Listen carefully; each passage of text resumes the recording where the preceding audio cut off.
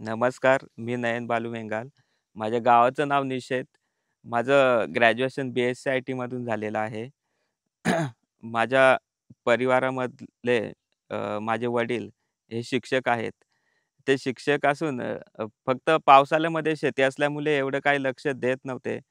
परंतु त्यानंतर केशवसृष्टी ग्रामविकास योजना यांच्यामार्फत आमच्या गावातील प्रत्येक शेतकऱ्याला पाण्याची सुविधा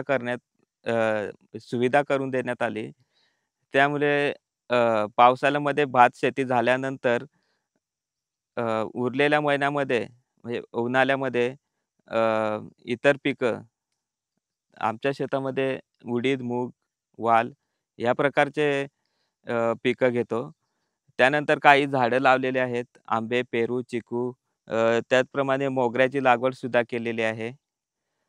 तर हे सर्व शक्य झाले ते केशवसृष्टी ग्रामविकास योजना यांच्यामार्फत जे पाणी प्रत्येकाच्या शेतावर पोहोचून दिलं त्यामुळे. त्यानंतर अ, वडील शिक्षक असल्यामुळे ते सुद्धा पाण्याची सुविधा असल्यामुळे ते सुद्धा आता लक्ष देतात.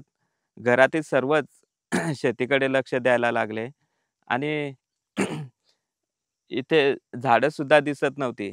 आता बघितलं तर सर्वीकडे हिरवंगार आपल्याला दिसतील इथे आणि हे सर्व शक्य झाले ते फक्त केशवसृष्टी ग्रामविकास योजना यांच्यामुळे.